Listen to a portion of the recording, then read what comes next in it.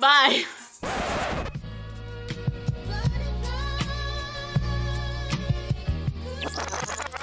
Hey guys, welcome back to my YouTube channel. So today, by the title of this video, you already have some idea what I'm going to be talking about. But I also want to introduce you guys that I kind of want to start this like new series on my channel where I basically sip and chat with you guys. So I'm just going to be chatting, you know, talking with you guys about a certain topic and sipping something. So our featured drink for today's video is Celsius Heat. So I have this other one, where is it? Hold on. I have this other one too. This one's a different flavor. This one's cherry lime. And this one is strawberry dragon fruit. I already sipped it and tried it. So I've never actually heard of this energy drink. But what's cool is that this is actually a carbonated pre-workout. Accelerates metabolism, burns fat, and provides healthy energy. What really sold me though was the fact that it has zero sugar, because sugar is bad, you guys, obviously. But that's why I was like, ooh, this might be my new like favorite energy drink. And I got this at 7-Eleven, by the way. So I got two because I didn't know which like flavor to try. But the strawberry dragon fruit, it doesn't taste bad, but it tastes pretty good. But to me, I feel like it doesn't, I taste more of the dragon fruit, not the strawberry. I feel it tastes more like a cherry dragon fruit, you know what I mean? There is a slight like aftertaste of kind of like medicine taste, but it's not like horrible. It's not something like but I feel like all energy drinks have like that medicine like aftertaste. But it's pretty good. I like it.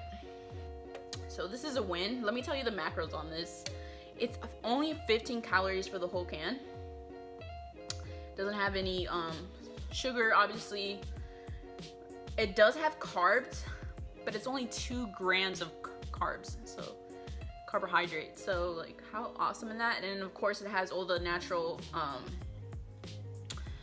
basically everything that what gives you energy, like the vitamin B6, vitamin B12, vitamin C, all that good stuff. So let's just hope it actually gives me energy. But anyways, let's get right into the topic. So today's video is going to be basically, I want to talk about, let me get a little comfortable, you know. I basically want to talk about how my family ended up in the United States. And I feel like you guys can, you know, get to know me better and we can relate better on this. So let me give you a little background history before I actually start. So my family and I were from Honduras, okay? Somos hondureños, catrachos, whatever you want to call it. So we are from Honduras. Now I have 3 older brothers, so that means I am the only girl and the youngest at that.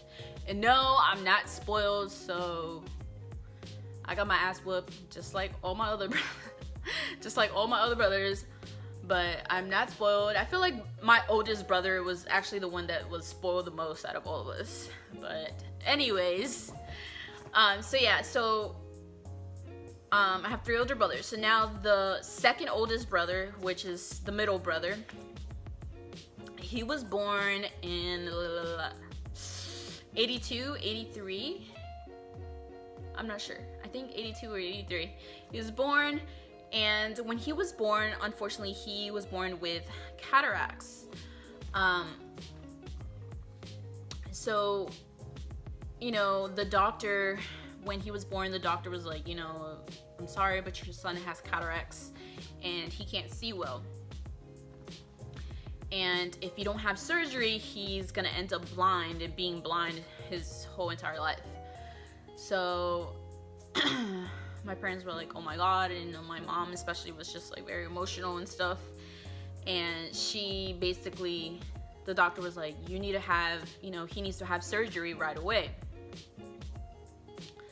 But unfortunately, you know, aquí in Honduras, we don't, you know, they didn't have the proper, like, I guess, skill or education or technology, or maybe all of it, to actually do the surgery for my brother who had cataracts, because he was born with cataracts. So they were like, you need to actually fly out to the United States, specifically in Miami, Florida, because I think that's where they have the best, what are the eye doctors called again? Oh my god, I'm having a brain fart. The best, like, eye doctors is based off in Miami, Florida, which kind of explains why we were almost this close to actually living in Florida. But so yeah, my mom was like, you know, yeah, of course. So my mom got approved for a visa, and I'm not sure if she went alone or she went with my dad. I think maybe she went with my dad. So my parents, you know, they flew to Miami, Florida, so that my brother could have his surgery for his eyes. And obviously everything went great. You know, he has better eye vision than me, because I actually wear contacts, if you didn't know. But anyways, so the surgery went great and everything, but the doctor was like, okay, you know, because of his surgery and because how bad his cataracts was, he needs to come every year until he's 18 for a checkup on his eyes. And my mom was like, sure, like, whatever needs to be done, you know, that's cool. So a few years after that, because this was back in the, like, early 80s, you know, and now I was born this is like before I was born, like, I was born in the 90s, so you can go ahead and do the math on how old I actually am. But yeah, you know, my brother had to, you know, my mom had to fly almost like every year until my brother was 18 to have his checkup in Miami, Florida. But after a few years, my parents basically just kind of made an executive decision to just have all of us live there instead of flying every year, you know, like flying every year for my brother. So my family didn't come here, like, illegally from Honduras. I think we all got, like, approved visas. So it wasn't something like a very, like, what's the word, like, it wasn't very, like, a dramatic move for us. We didn't come here illegal. It wasn't like something, what's the word that I'm looking for? I guess, like, sad. Like, it wasn't a very dramatic thing for us. But yeah, so we ended up moving to the United States in the 90s, and I was just a baby. Like, I don't know if I was a baby or I think I was like 1 year old. Like, I was super small. And I also want to mention, like, we obviously, you know, the main reasons why a lot of families come to the United States is for, you know, a better life, you know, better work, you know, get away from the violence of the country and stuff like that, which is pretty obvious. But it's not like my family wasn't, like, poor, you know. I guess we were, like, above poor, like middle class, I guess you can say, like, back in the day, you know. So my parents are very, like, educated people. Like, my dad was he was a banker, you know. They went to college. My mom actually didn't finish her college because, you know, we ended up coming here in the United States. My mom, she was studying law, but she ran her own, like, convenience store. In Honduras, you would call it a pulperia. So she had her own little pulperia that she would go to. But yeah, and my dad like actually retired from the bank in Honduras. I forgot what the bank is called. If I remember, I'll put it right here. But yeah, you know, we weren't like a struggling family, and we had lots of supportive family members as well. So it's not like it's not like we lived horrible in Honduras, is what I'm trying to say. My parents were always blessed, but just having the fact that having my brother to come here every year, where, you know, they're like, why don't we just move there, you know what I mean? But I think it was especially harder on my dad just because he was just already set. Like, my dad already like had retired from you know, being a banker and stuff like that. So but you know, they sacrificed everything that they already had there, like our home, like my house, like our house is bigger. The house that we still have, that house, the house is bigger in Honduras than the actual house that we have here, you know what I mean? So yeah, you know, like my dad actually even went to like, he actually has a degree here in the United States. He has an accounting associate's degree. And you know, my parents obviously like, they learned English. My mom, they took like English classes to learn English and stuff like that. So that's pretty much the main reason. And then I also want to get into like how we actually ended up in like Virginia, because I don't like saying Virginia because outsiders, when we say Virginia, like you guys think like, oh, the countryside of Virginia. Like, no, I live like borderline, like 20 minutes away from Washington DC and 20 minutes away from Maryland. So DMV area, people know, like we just say DMV. But the reason why we actually ended up living in Virginia in the DMV area was because my uncle from my mom's side of the family, he was actually here. He got a visa to visit the United States back in the 90s, and he lived here for a couple months. I think more than a few months he lived here. But he didn't like the United States. He actually just went back and never really liked it.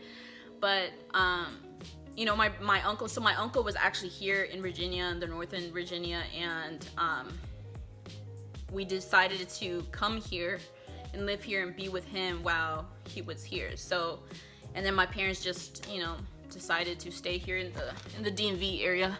Sorry, my freaking leg is getting numb. Ow! Ow! But yeah, so we were almost close to actually living in Florida though, because of my brother's situation. But another thing that I also want to talk about, because like a lot of people say, like when I say I'm like from Honduras, or yo soy hondureño, yo soy catracha, like a lot of them are always like surprised or like shocked or like give me this weird look, like, what? You're hondureña? Like I thought you were like, yo pensé que eras like Mexicana or something. I don't know. They like, people are always shocked to say that I'm like from Honduras. But anyways, I wanted to talk about like, you know, that's why a lot of people too say that cuando yo hablo en español, I don't sound like Honduran, or I don't have a Honduran accent, which I'm not quite sure what that is, but I have a feeling of what you guys are like talking about, and I get it and I understand. But it cracks me up, like it doesn't come to me naturally, like, you know, like my family members, like not my immediate family, but like my uncles and my aunts and stuff, they talk like, ajá, vos, wirra, vení para acá. Like my mom used to call me all these crazy names, yo. She'd be like fucking like, you know, sorry. She'd be saying all these crazy names, like cussing me out and just being really vulgar. My dad never really talked like that, but my mom be like, pendeja, and just, you know how Spanish moms are, crazy. But she used to call me like pijona. But I used to always think it's fucking hilarious. But it doesn't, me talking like yo hablando así doesn't come to me like naturally. Like it makes me laugh though. But I love it. I freaking love it. It's fucking hilarious. my brother, when my brother talks like that, it's fucking like, it always cracks me up, bruh. But yeah, so that's why I don't have, that's why I don't sound like a Central American. I don't know what I'm trying to say, but hopefully y'all get the point what I'm trying to say.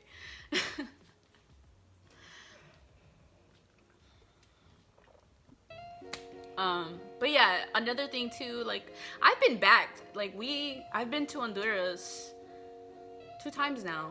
I went when I was like 14 and 15, so, but it's been a while, so I want to go back so bad. Like, I love Honduras. Honduras is so tropical, and I want to visit like the beaches that we have there. Oh my gosh, like Roatan, like I want to just visit all those places. But I was born, by the way, I was born in Tegucigalpa.